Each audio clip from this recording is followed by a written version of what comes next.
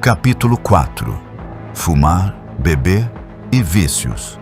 A carne fantasiada de cultura.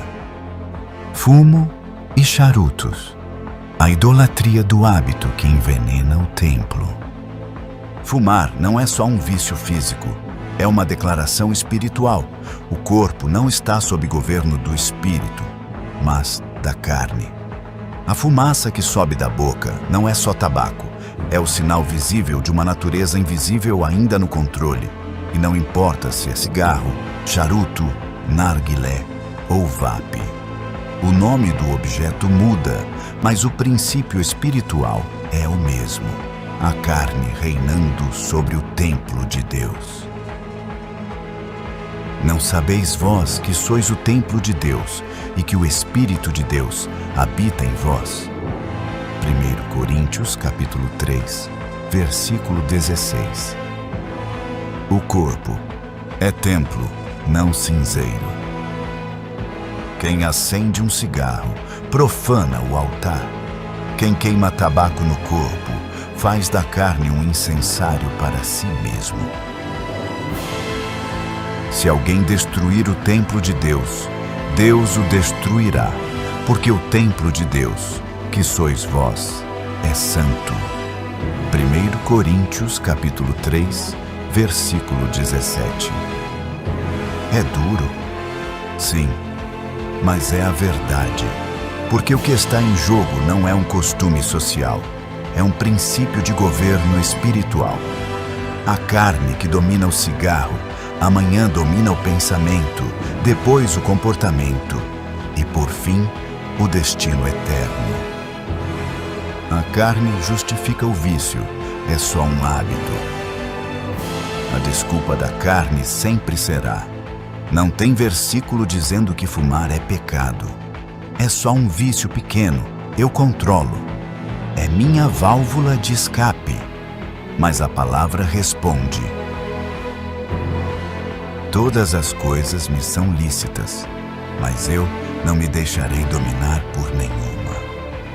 1 Coríntios, capítulo 6, versículo 12.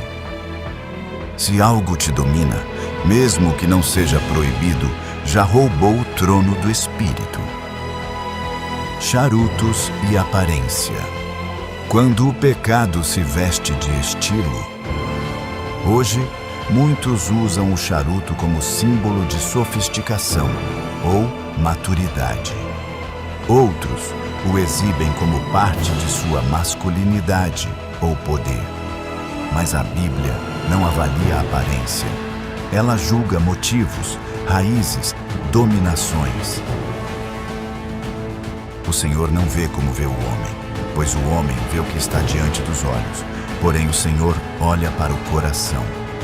1 Samuel, capítulo 16, versículo 7, parte B. E o que Deus vê quando alguém acende algo que vai lentamente destruindo o templo onde ele deseja habitar? Fumaça nos lábios, idolatria no trono. Fumar é idolatria disfarçada. É o prazer pessoal colocado acima da vontade de Deus. É a carne sendo alimentada para continuar governando.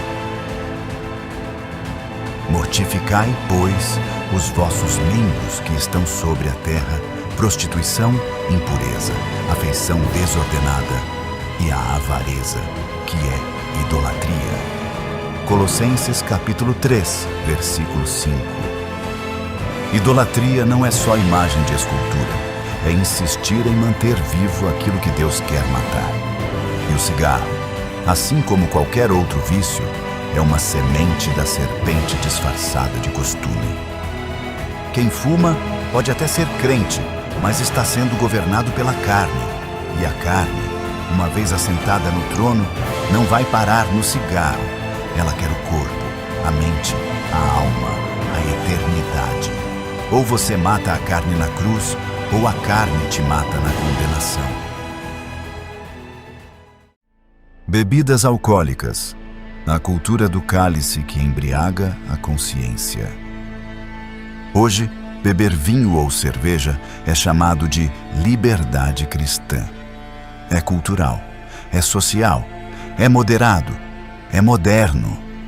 Mas na linguagem do Espírito, isso tem outro nome: brecha, engano e laço. A bebida não é apenas uma questão moral, é uma porta espiritual. Porque o álcool não embriaga só o corpo, ele embriaga a consciência. Não vos embriagueis com vinho, em que há contenda, mas enchei-vos do Espírito. Efésios, capítulo 5, versículo 18. A Bíblia não diz apenas para evitar o excesso. Ela contrapõe embriaguez ao enchimento do Espírito. Um cálice, dois senhores. Não podeis beber o cálice do Senhor e o cálice dos demônios. 1 Coríntios, capítulo 10, versículo 21. Cada vez que alguém escolhe a bebida, está escolhendo um tipo de influência. Ou o vinho da comunhão com Deus, ou o cálice da comunhão com os espíritos do mundo. E sim, pode ser uma taça de vinho ao jantar, pode ser só uma cerveja entre amigos, pode ser para relaxar depois do culto. Mas o problema não é o volume, é o governo. Quem é que está conduzindo a alma naquele momento? Embriaguez começa muito antes do delírio. A Bíblia não limita o pecado ao beber até cair. Ela denuncia o engano progressivo da carne. O vinho é escarnecedor e a bebida forte alvoroçadora. Todo aquele que por eles é vencido não é sábio. Provérbios, capítulo 20, versículo 1. Você pode estar sóbrio fisicamente, mas embriagado espiritualmente, perdendo o discernimento, desligando a sensibilidade, acomodando o pecado com aparência de normalidade. A carne ama a bebida, porque ela libera o controle. A bebida afrouxa o filtro da alma. Ela facilita a libertinagem, impulsiona a sensualidade, enfraquece a consciência. Por isso, ela sempre foi associada à carne e ao paganismo. Mas andemos honestamente, como de dia, não em glutonarias, nem em bebedeiras. Romanos capítulo 13, versículo 13. O cálice da carne é o oposto da vida no Espírito. Jesus transformou água em vinho, mas nunca em licença para o pecado. Muitos usam João 2 para justificar o uso do vinho, mas esquecem que Jesus transformou água em vinho numa festa judaica de pureza, não em um bar. E mais, o contexto era honra à família. Não havia embriaguez e, principalmente, ele não bebeu. Pois vos digo que não beberei mais do fruto da vide até que venha o reino de Deus. Lucas, capítulo 22, versículo 18. Jesus bebeu a cruz, não o vinho. Ele foi cheio do Espírito, não do fermento da carne. A bebida alcoólica não é neutra.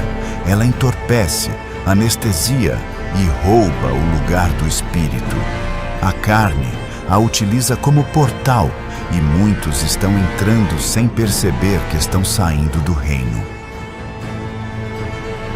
Os bêbados não herdarão o reino de Deus. 1 Coríntios capítulo 6, versículo 10. Ou você mata a carne na cruz, ou a carne te mata na condenação. E muitas vezes, ela começa pelo cálice. Vícios silenciosos, quando a alma está escravizada em coisas aceitáveis. A carne nem sempre age escandalosamente. Ela é sutil, adaptável, estratégica. E quando não pode reinar pelo escândalo, ela reina pela aceitação. Os vícios mais perigosos não são os notórios, são os permitidos. Todas as coisas me são lícitas, mas eu não me deixarei dominar por nenhuma. 1 Coríntios capítulo 6, versículo 12. O que tem dominado você? Não é cigarro? Não é bebida? Mas Você aguenta ficar um dia sem rede social? Você consegue orar antes de abrir o celular? Você come para viver ou vive para comer? Você consegue ficar em silêncio ou precisa estar sempre distraído? A carne se alimenta de repetições aceitas. Tudo o que se torna compulsivo e incontrolável, ainda que inofensivo, é domínio da carne. A escravidão do invisível. Há pessoas livres do álcool, mas escravas da internet. Outras não fumam, mas são dominadas por jogos, séries ou comida. E há quem não se prostitua, mas é cativo de vaidade, vaidade digital e autoimagem. Porque de quem alguém é vencido, do tal faz-se também servo. Segundo Pedro, capítulo 2, versículo 19. Ser servo da carne não exige imoralidade, basta distração constante. A alma embriagada de conteúdos, barulhos, compras e likes fica anestesiada para ouvir Deus. O perigo do vício legítimo. Redes sociais são ferramentas. Comida é bênção. Entretenimento não é pecado em si, mas quando o uso se torna refúgio, descarga emocional ou fuga espiritual, algo se inverteu.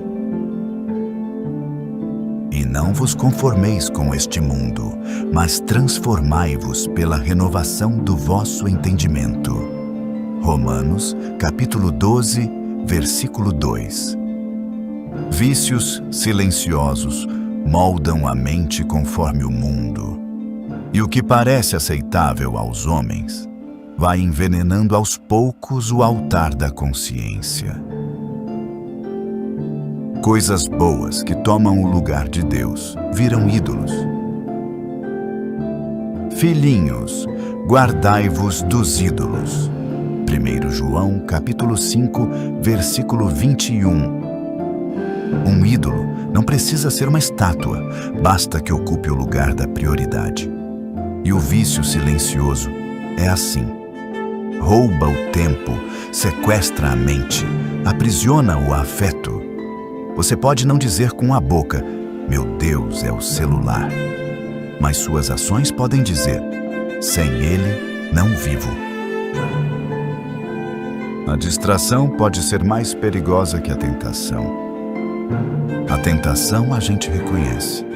A distração, não. Ela é silenciosa, confortável, socialmente aceita, mas afasta você do secreto, do jejum, da palavra, da oração. Lembra-te, pois, de onde caíste, e arrepende-te, e pratica as primeiras obras. Apocalipse, capítulo 2, versículo 5. A carne não reina apenas em prazeres proibidos, ela governa também nos excessos tolerados. O problema não é o que você faz uma vez ou outra, é o que você não consegue mais deixar de fazer. Ou você mata a carne na cruz, ou a carne te mata na condenação.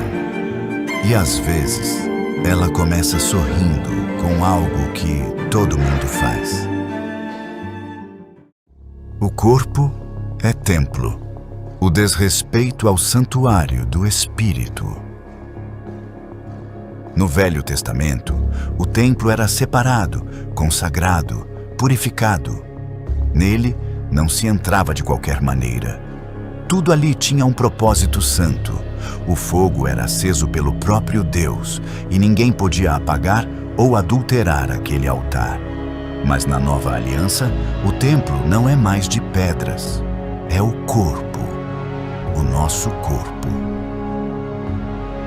Ou não sabeis que o vosso corpo é o templo do Espírito Santo, que habita em vós, proveniente de Deus, e que não sois de vós mesmos.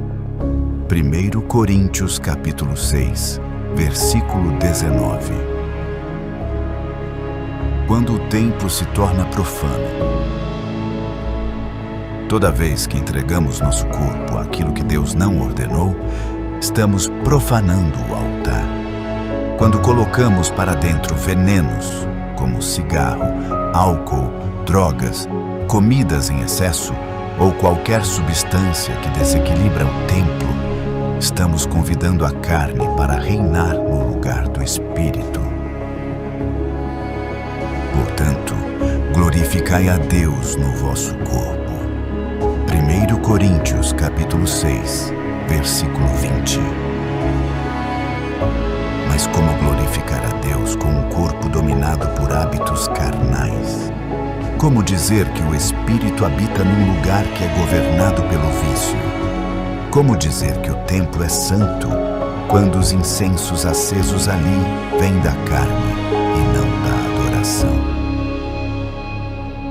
O templo foi comprado com sangue. Fostes comprados por bom preço. 1 Coríntios capítulo 6, versículo 20. Esse corpo que temos não é mais nosso. Ele foi comprado na cruz, e quem comprou tem o direito de governar. Usar o corpo contra os propósitos do dono é rebelião espiritual. A carne quer fazer do templo um mercado. Como Jesus entrou no templo em Jerusalém e viu ali negociantes, distrações, mercantilismo, hoje ele entra nos corações e vê vícios, justificativas, hábitos ocultos. Está escrito: a minha casa será chamada casa de oração, mas vós a tendes convertido em covil de ladrões. Mateus capítulo 21, versículo 13. A carne rouba o templo. Ela transforma o lugar da glória em lugar de barganha. Em vez de altar, temos prazeres disfarçados de necessidades. Santificar o corpo é resistir à cultura da carne. A cultura diz: seu corpo, suas regras. Você decide o que faz com ele. Prazer não é pecado. Mas o reino diz: seu corpo pertence a Cristo. Você é mordomo, não dono. A vontade da carne é inimizade contra Deus. Rogo-vos, pois, irmãos, que apresenteis os vossos corpos em sacrifício vivo, santo e agradável a Deus, que é o vosso culto racional. Romanos capítulo 12, versículo 1. O templo pode parecer bonito por fora, mas se está cheio de entulho, de vício, de carne, Deus não habita ali com prazer. A limpeza começa com rendição, e o fogo só volta a arder no altar quando a carne é removida. Ou você mata a carne na cruz, ou a carne te mata na condenação. O perigo da liberdade que esconde a escravidão. A carne é astuta. Ela sabe que, se apresentar como pecado escancarado, será facilmente denunciada. Por isso, ela se disfarça de liberdade. Ela se mascara de direito, de autenticidade, de graça. A geração atual não quer saber se é santo, quer saber se é permitido. E nesse caminho, o vício vai sendo camuflado pela linguagem do não tem nada a ver. Porque vós, irmãos, fostes chamados à liberdade. Não useis então da liberdade para dar ocasião à carne. Gálatas capítulo 5, versículo 13. A liberdade que justifica o erro é escravidão disfarçada. Graça não é permissão, é poder para vencer. Porque o pecado não terá domínio sobre vós, pois não estáis debaixo da lei, mas debaixo da graça. Romanos, capítulo 6, versículo 14. A graça que não produz renúncia não é graça, é engano. Muitos dizem: tenho liberdade para fumar, beber, curtir. Deus conhece meu coração. Sim, Ele conhece. E Ele diz que o coração é enganoso e perverso. Jeremias capítulo 17, versículo 9. A graça legítima não protege o pecado. Ela crucifica a carne. Liberdade de fazer não significa aprovação divina. Só porque algo não é proibido por lei ou por homens, não significa que é aprovado por Deus. Todas as coisas me são lícitas, mas nem todas convêm. Todas as coisas me são lícitas, mas eu não me deixarei dominar por nenhuma. 1 Coríntios capítulo 6, versículo 12. Aquilo que você usa como liberdade pode ser, na verdade, a prova de que você está dominado. A carne cria narrativas para se proteger. Isso é religiosidade. Jesus bebia vinho. O importante é o coração. Todo mundo faz. Isso não afeta a minha salvação. Essas frases não nascem no espírito, nascem da carne tentando manter o controle. E por trás dessas desculpas, há um trono que não foi derrubado. Porque os que são de Cristo crucificaram a carne com as suas paixões e concupiscências. Gálatas, capítulo 5, versículo 24. Liberdade verdadeira é não depender de nada além de Deus.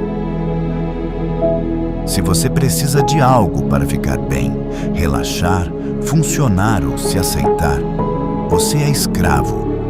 Se você justifica esse algo com textos fora de contexto, a carne já construiu seu altar. Se, pois, o Filho vos libertar, verdadeiramente sereis livres. João, capítulo 8, versículo 36. A liberdade de Cristo não é fazer tudo. É ser livre de tudo que tenta ocupar o lugar do Espírito. A carne veste a máscara da liberdade para continuar reinando sem ser confrontada. Mas Deus não se impressiona com palavras. Ele sonda os tronos. E onde a carne reina, o Espírito se afasta. Ou você mata a carne na cruz, ou a carne te mata na condenação. E a carne, quando está mascarada de liberdade, mata sorrindo. Quando a cultura cala a consciência, o pecado que a igreja normalizou. Há um tipo de pecado que não é mais denunciado, porque foi institucionalizado. A cultura da carne venceu a consciência, e quando a cultura entra pela porta da frente da igreja, a voz do Espírito é abafada no altar. O Espírito expressamente diz que nos últimos tempos apostatarão alguns da fé, dando ouvidos a espíritos enganadores e a doutrinas de demônios. 1 Timóteo, capítulo 4, versículo 1. A igreja moderna não nega o Espírito, ela só o silencia. Não rejeita a santidade, ela só a relativiza. Quando o costume vale mais que a cruz. Hoje se fuma charuto em grupos cristãos sofisticados. Hoje se bebe socialmente em reuniões descontraídas. Hoje se prega em púlpitos com mente embriagada de vícios silenciosos. Porque o que todo mundo faz já não escandaliza mais. Porque o altar foi trocado pelo palco. Porque a renúncia foi substituída pela conveniência. Porque virá tempo em que não suportarão a sã doutrina. 2 Timóteo, capítulo 4, versículo 3. A cultura justifica, o Espírito convence. A cultura diz: não tem nada a ver. O Espírito diz: isso te afasta da presença. A cultura diz: não é pecado. O Espírito diz: não convém. A cultura diz: é só um hábito. O Espírito diz: isso governa tua alma. E quando ele vier, convencerá o mundo do pecado e da justiça e do juízo. João capítulo 16, versículo 8. Quando o Espírito é ignorado, a consciência se torna insensível. E uma consciência cauterizada ainda canta, ainda prega, ainda lidera, mas já não discerne. A igreja que não denuncia o pecado passa a protegê-lo. Onde não há confronto, há conivência. Onde não há arrependimento, há adaptação. E onde não há mais altar de sacrifício, a carne reina com aparência de espiritualidade. Tendo aparência de piedade, mas negando a eficácia dela. 2 Timóteo capítulo 3, versículo 5. O vício só cresce onde a verdade é diluída, e a carne só governa onde a cruz foi retirada da mensagem. O Espírito clama por santidade, não por conforto. Deus não nos chamou para sermos relevantes. Ele nos chamou para sermos santos.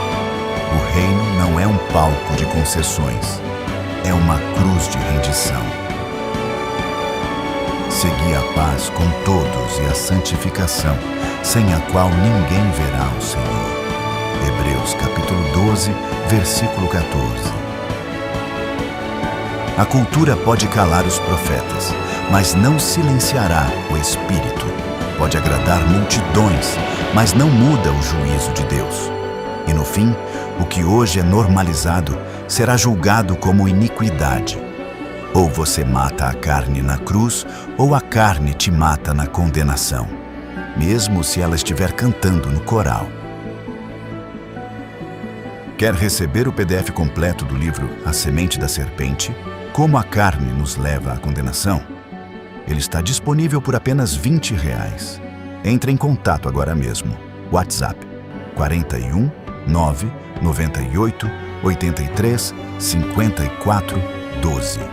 E-mail luiseifou@outlook.com. Não perca a oportunidade de ter este conteúdo completo em suas mãos e aprofundar sua caminhada espiritual.